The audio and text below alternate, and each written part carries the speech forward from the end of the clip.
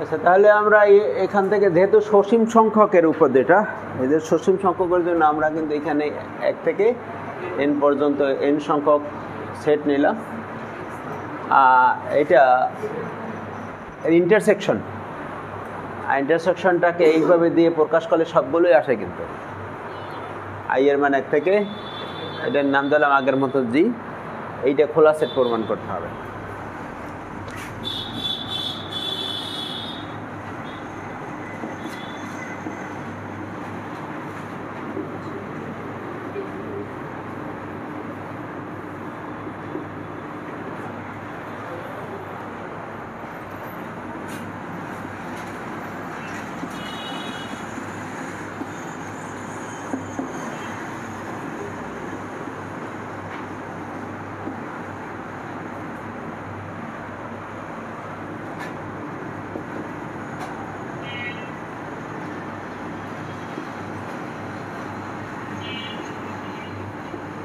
আগের উপপাদ্যের মতো সেই কন্ডিশন।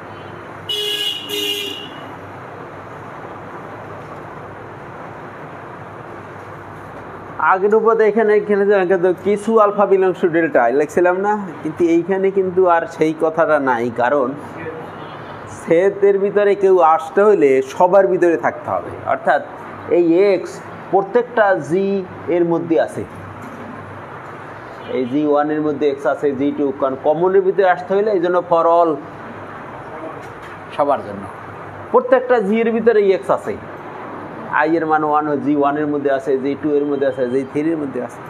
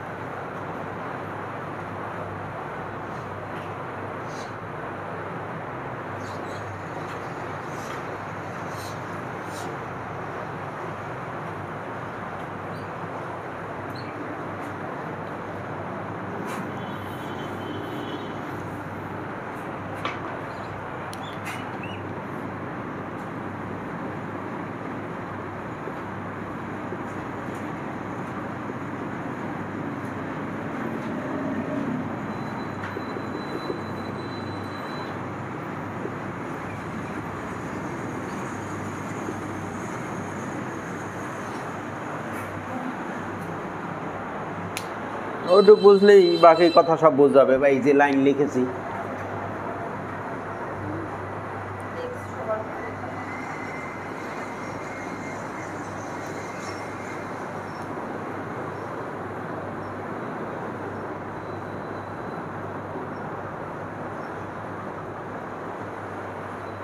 তাহলে এখন যেহেতু প্রত্যেকটা জি এইটা খোলা সেট, তাই প্রত্যেকটা জি এর ভিতরেই কিন্তু একটা খোলা গোলক থাকবে। প্রথম খোলা গোলকটার ব্যাসার্ধ বলছি R1, যেটা G1 এর জন্য। G2 এর খোলা গোলকের ব্যাসার্ধ হচ্ছে R2, আর Gn এর খোলা গোলকের ব্যাসার্ধ হচ্ছে, এই জন্য এইটা Ri দিয়ে কিন্তু সব আরগুলোকে বোঝানো হয়েছে, আর এইটা দিয়ে এই সবগুলোকে বোঝানো হয়েছে। আর এইটা দিয়ে এই যে ফর অল আই এর মান 1 নিলে এইটা, আই এর মান 2 নিলে এইটা, এই লাইন কি ভাঙলে ওইভাবে হয়। আমরা দেখাইতে চাই যে আমাদের এই যে এইটার ভিতরে একটা খোলা গোলক আছে, মানে আমাদের এই ঘটনাটাকে কি করতে হবে, এই পুরো সব খোলা গোলক নিয়ে একটা খোলা গোলক বানাতে হবে, যে খোলা গোলকটা ইন্টারসেকশনের মধ্যে। এখন এই যে খোলাগুলো R1, R2, Rn, যে খোলা গোলকটার ব্যাসার্ধ সবচাইতে ছোট, সেই খোলা গোলকটা এই সবগুলো খোলা গোলকের মধ্যে থাকবে। দেখো, এই একটা খোলা গোলক, এই একটা খোলা গোলক, এই একটা খোলা গোলক, এই একটা খোলা গোলক, যেটার ব্যাসার্ধ সবচাইতে ছোট সেইটা সবগুলোর মধ্যে। মনে করো এইটার ব্যাসার্ধ R1, এইটার ব্যাসার্ধ R2, এইটার ব্যাসার্ধ R3, এইরকম। যেটার ব্যাসার্ধ সবচাইতে ছোট সেইটা সবারই উপসেট।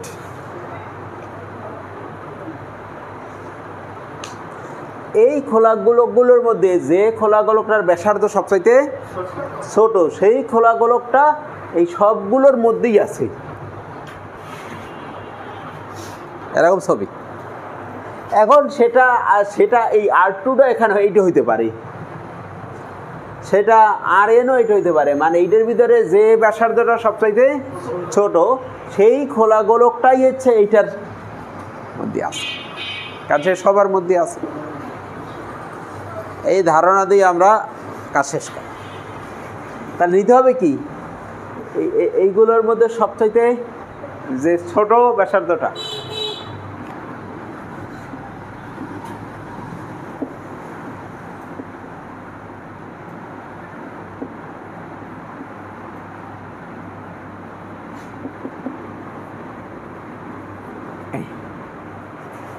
এইটা বুঝাইছি যে এই ব্যাসার্ধগুলো সবচাইতে যেটা ছোট তার নাম দিয়েছে কি আর, মিনিমাম অফ এইগুলো।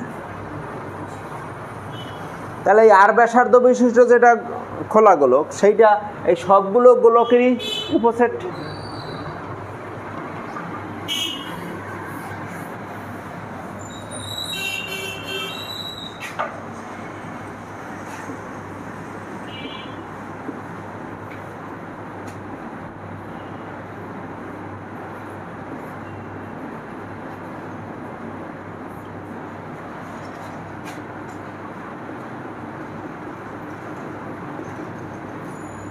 দেখা তো বোঝায় কিনা?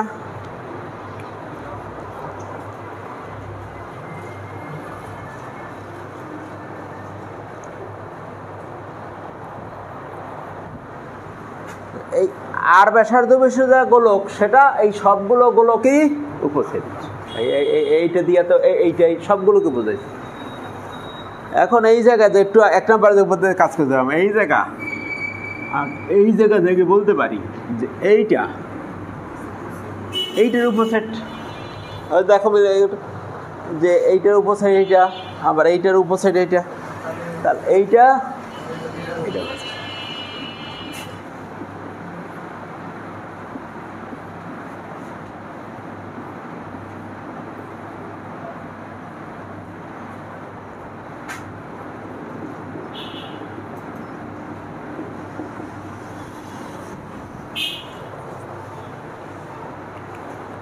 আর একটা লাইন বাকি আছে। এইখানে কিন্তু আমাদের ইন্টারসেকশন দেখাইতে হবে না, মনে আছে তো? আমাদের ইন্টারসেকশনটাকেই তো আমরা খোলা সেট দেখাবো। এখন ইন্টারসেকশনে একটা ধর্ম আছে, সেইটা একটু বোঝাচ্ছি। তাহলে এদিকে লিখে মনে করি এ উপসেট অফ A1, এ উপসেট অফ A2, এ উপসেট অফ A3, এরকম যদি কিছু সেট থাকে, মানে এইটা ফিক্সড আর এইটা মনে করো ভিন্ন ভিন্ন সেট, তাহলে যদি এই সেটগুলোকে আমি ইন্টারসেকশন করি কি হবে? এর ইন্টারসেকশন কি হবে? এ। আর এইগুলো ইন্টারসেকশন কি হবে? তখন তারা আবার এই উপসেটে, মানে এই সম্পর্কগুলোর এই ইন্টারসেকশনের উপসেট হবে।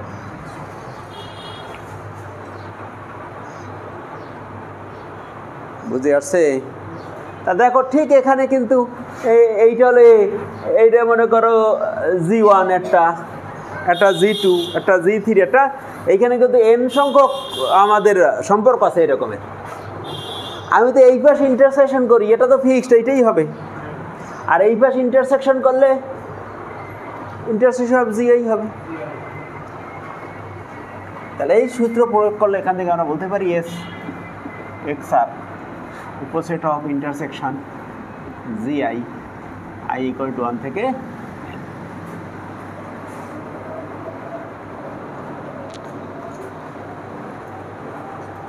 তাহলে এটার ভিতরে খোলাগুলো পাওয়া গেছে। তাহলে এটা কি সেট? খোলা সেট। আমাদের প্রমাণ কমপ্লিট। দেয়ারফর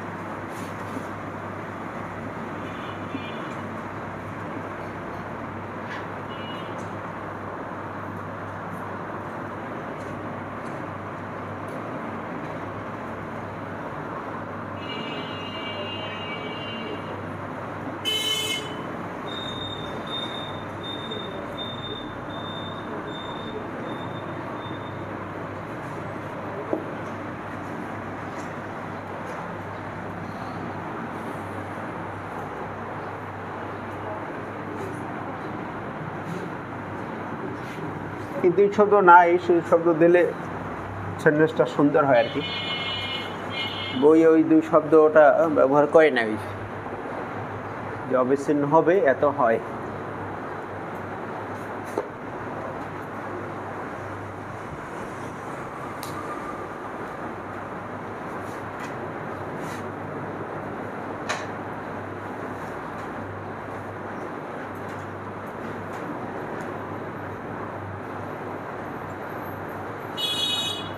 এই উপপাদ্য পড়তে হলে আমাদের তিনটা কনসেপ্ট দরকার।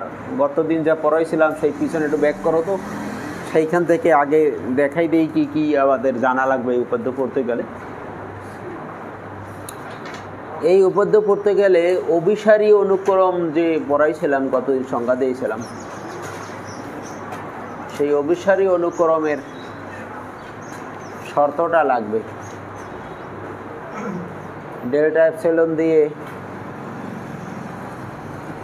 না, এন আর এপসাইলন দিয়ে যেটা পড়ছিলাম,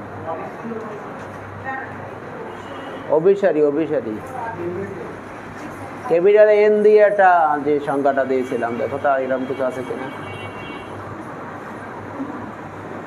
আছে, অভিসারী অনুক্রমের সংখ্যা দেওয়া আছে ক্যাপিটাল এন দিয়ে।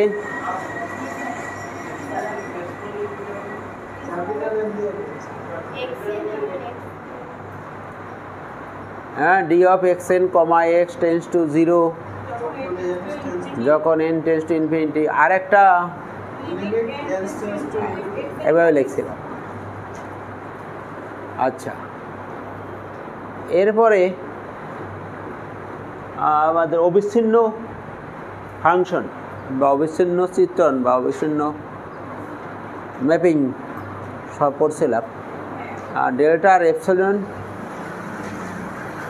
এর মাধ্যমে, আছে না? ওইটাই সবচেয়ে বেশি এখানে, ওইটা নিয়ে উপদ্যটা, ওইটা একটু বেশি লাগবে। আর এই যে বিষয়টা x N tends to x not, অর্থাৎ এক্স নট বিন্দুতে অভিসারী বা এক্স এর সীমা হলো এক্স নট। তো এইটার আরেকটা সংজ্ঞা আছে, ওই আমি তো একটা দিয়ে দিয়েছিলাম, D of X N R X tends two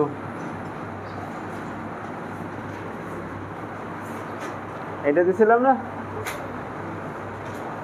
আচ্ছা, তাহলে এইটার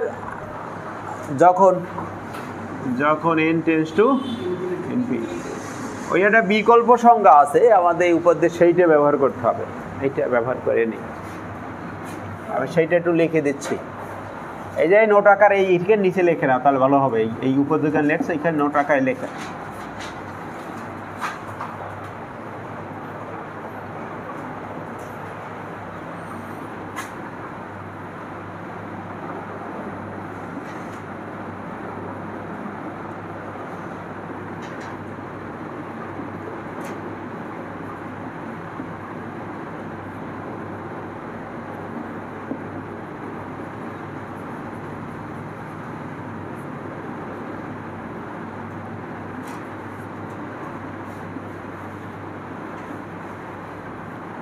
এই ঘটনাকে এইভাবে প্রকাশ করা হয়, বা আর একটা লিখে দিয়েছিলাম limit N tends to infinity x N, এইভাবে প্রকাশ করা হয়। দুইভাবে প্রকাশ করা হয়, অ্যারো দিয়েও লেখা হয় অথবা লিমিট দিয়ে লেখা হয়।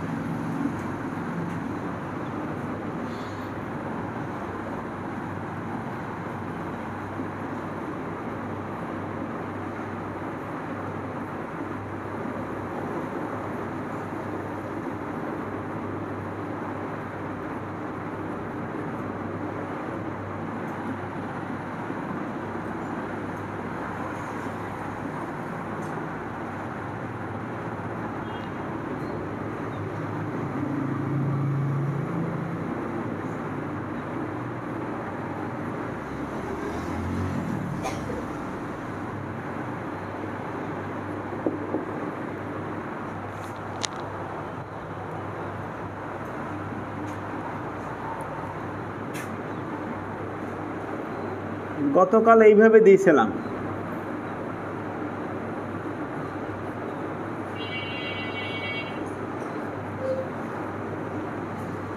এই ঘটনাটাকে আমরা যদি এই ক্যাপিটাল এন ব্যবহার করে লিখি তাহলে এইটা এইভাবে দাঁড়াবে, মানে এইটাকে আমরা কতদিন ইনফিনিটি ধরছিলাম আর এইটাকে কি আসছে টেন্স টু 0 ধরছি, সেই বিষয়টা। এই উপপাদ্যের ক্ষেত্রে আমাদের এই উপপাদ্যে এই কনসেপ্টটা ব্যবহার করতে হবে। এই এই রকমের অভিসারী হয়ে যাবে। তাহলে আমরা নেক্সট ক্লাসে ইনশাল্লাহ উপাদ্যের প্রমাণ দেব। উপাদ্যের যদি এবং কেবল যদি আছে তো উপাদ্যতে একটু বড় হবে, ডাবল হবে। আর 2-3 জন লোক আসলে আসলে পড়ানোটা মুশকিল, অন্তত 5-6 জন না আসলে